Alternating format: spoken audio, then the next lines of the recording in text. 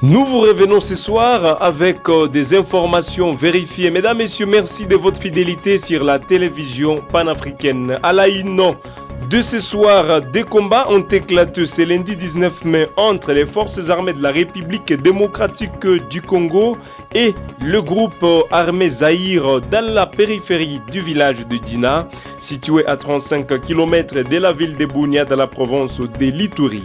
Les bilans provisoires fait état de 3 blessés et graves. Et puis, de leaders locaux de Kalembe dans le territoire de Massissi et Mpeti, dans le territoire de Walikale, alerte sur un renforcement en hommes et en munitions, déposition des rebelles de l'AFC M23 dans ces agglomérations. Selon des sources locales, des camions transportant des militaires et des munitions arrivent à Kalongue, Kalembe, depuis Mweso et Kichanga dans la province du Nord Kivu, dans l'est de la République démocratique du Congo. Mesdames, Messieurs, voilà tout pour les titres.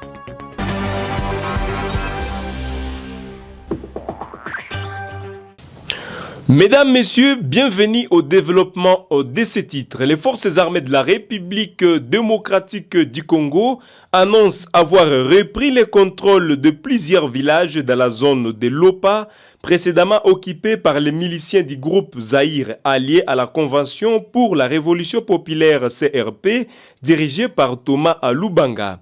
Dans une déclaration à la presse lundi 19 mai 2025, le lieutenant Gilles Ngongo, porte-parole de l'armée dans la province de l'Ituri, a affirmé que ces miliciens étaient désormais à deux bandades, tandis que les opérations militaires se poursuivent dans la région de l'Ituri.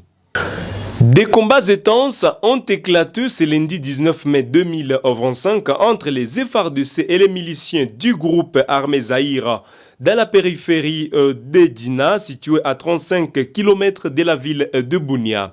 Les bilans provisoires fait état de 3 blessés graves. Mugisho Jean-Claude nous en parle dans ses reportages. La violence s'intensifie dans le territoire de Djougou à Nitori, où des affrontements meurtriers opposent les FARDC aux miliciens du groupe armé Zaïre. Depuis lundi 19 mai, la périphérie du village de Djina, située à 35 km de Bunia, est le théâtre de combats acharnés. Le bilan provisoire fait état de 3 blessés graves, dont un militaire de FARDC et 2 civils. Suite à ces affrontements, les activités socio-économiques sont paralysées dans la zone, plongeant la population dans la peur. Je vis des gens courir dans tous les sens, terrifiés, témoigne un habitant de Djina.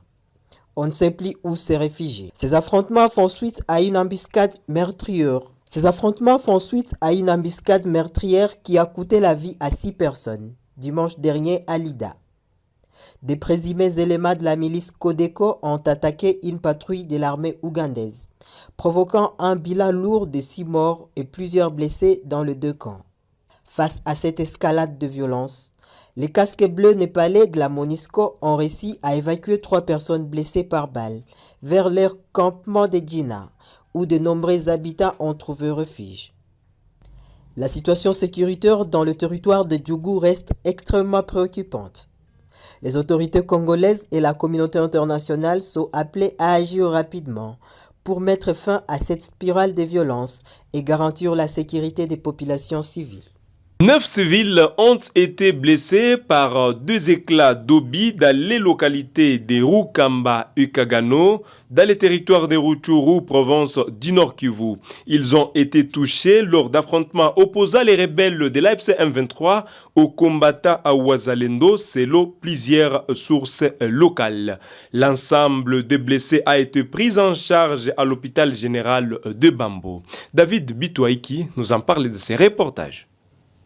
Des violents combats entre les rebelles du M23 et les combattants Ouazalendo ont fait 9 blessés civils dimanche dans les territoires de Rutshuru au Nord Kivu.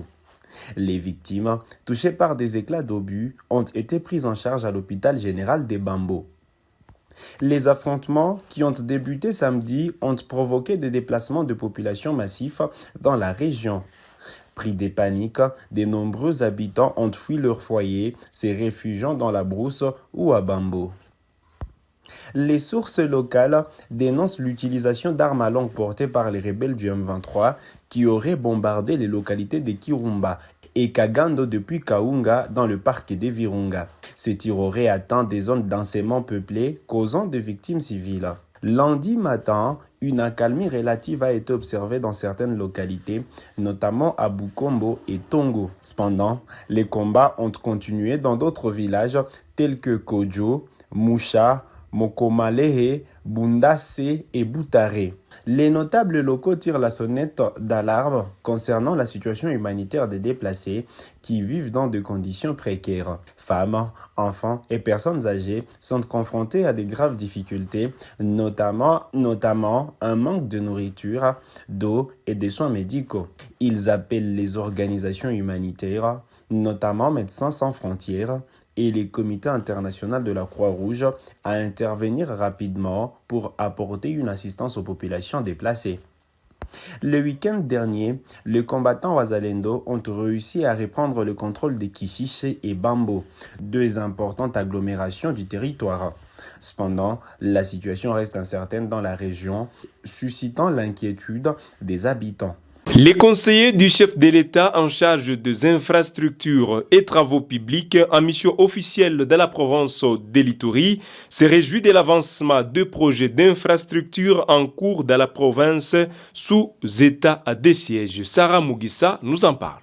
Aussitôt atterri à l'aéroport national Morongo de Bunia, le conseiller principal du chef de l'État en charge des infrastructures et travaux publics a été positivement marqué par les changements, signaux du développement de Bunia qui frappent aux yeux de la première vue. Le courage et la volonté créent le miracle dans cette partie du pays, a reconnu l'ingénieur David Mukeba Kalingai. Nous étions ici en 2022. Ce que nous voyons aujourd'hui, nous n'avons pas hésité, n'est-ce pas, d'encourager et de féliciter le général gouverneur pour ce qu'il est en train d'entreprendre. Ça rentre dans la vision de son excellence, monsieur le président public, qui a permis et qui a autorisé à ce que cette mission ait lieu, qui est celle de pouvoir nous rendre de l'état d'avancement des travaux sur les infrastructures. Nous encourageons le gouverneur à continuer dans cet élan et nous faisons le porte-parole de la province de l'Ituri, de faire part au chef de l'État de ce qui se passe ici. Bien qu'à Kinshasa, on laisse croire que ce sont les balles qui crépitent partout, mais nous avons constaté qu'il y a une paix qui règne dans la ville, et ce qui est un sujet de satisfaction pour le chef de l'État.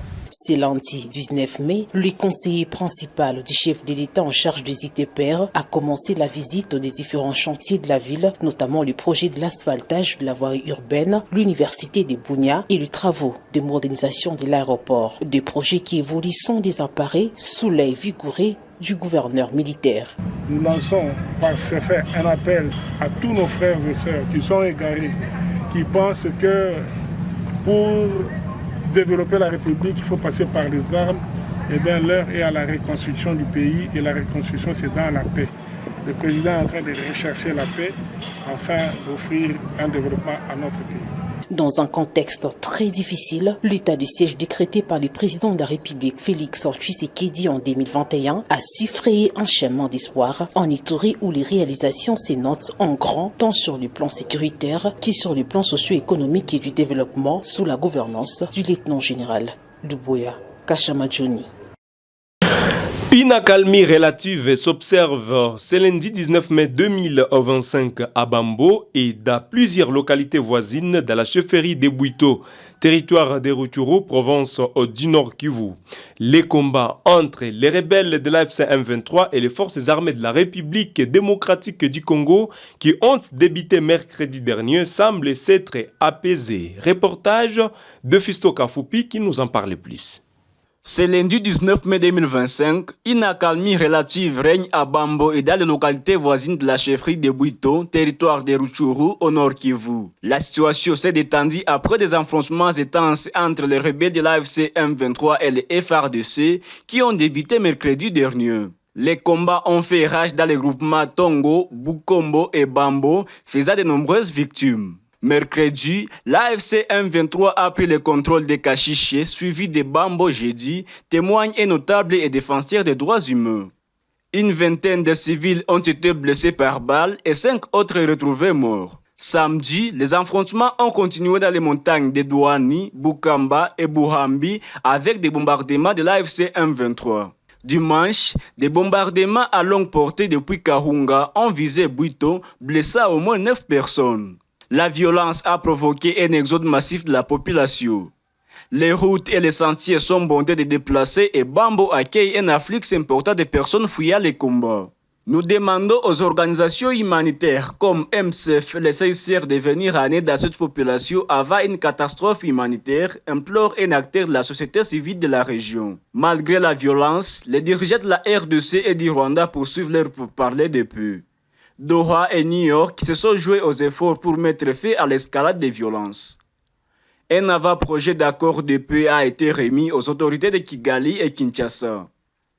L'accalmie actuelle est fragile et la situation reste très préoccupante. L'appel au respect du droit international humanitaire est plus que jamais d'actualité. Le vice-gouverneur de l'AFC M23, Gashingirira Juvenal, décédé subitement le 12 mai dernier, a été inhumé. C'est lundi 19 mai 2025 dans la ville de Bukavu, province du Sud Kivu, dans l'est de la République démocratique du Congo. Une messe d'action de grâce a été célébrée à son honneur à la paroisse Saint-Esprit dans la ville de Goma avant son départ pour sa dernière demeure. Reportage. Une messe d'action de grâce a été célébrée ce lundi 19 mai 2025 à l'église catholique Saint-Esprit de Goma en mémoire du regretté Gashinge Gisingira Juvenal, vice-gouverneur chargé des finances dans la province du Sud Kivu. Au cours de l'homélie, le célébrant a lancé un message de condoléances aux membres de l'AFC M23, tout en espérant que l'illustre disparu ressuscitera au retour de Jésus-Christ qui viendra juger les vivants et les morts. Et donc, en tant que chrétiens, nous devons avoir cette soif de voir qui, de voir Dieu, d'être à côté de tous les saints. Reconnaissante à toute personne qui a manifesté son soutien à la famille du défunt. Delio Kimbulumpu, secrétaire exécutif du mouvement, s'exprime.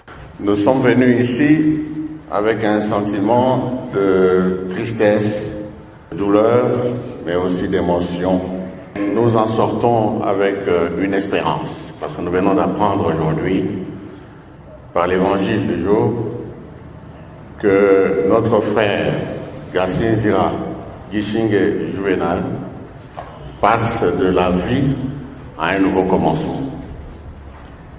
Gassinzira Gishinge Juvenal nous laisse 2 messages. La détermination pour mener à bout la lutte des changements, mais également le même sens de sacrifice pour tout un peuple qui veut et tient au changement, et cette fois-ci. Il tient de signaler que le regretté Gashinge Gisingira Juvenal est mort brusquement le 12 mai dernier et vient d'être conduit à sa dernière demeure ce lundi 19 mai 2025 en province du Sud Kivu.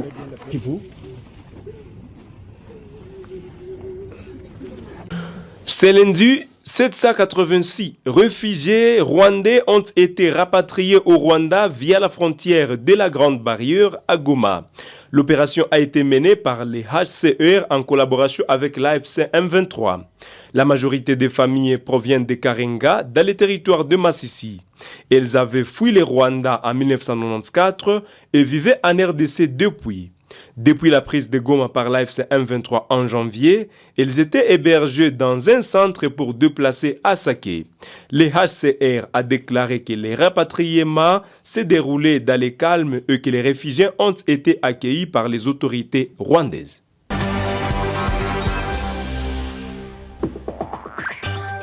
Et c'est par ici que nous mettons fin à cette édition du journal de 19h sur Gueule Afrique Média. Mesdames, Messieurs, nous vous disons merci de nous avoir choisis pour vous informer ce soir. Nous vous appelons à vous abonner tout en activant la cloche de notification. Bonne soirée chez vous.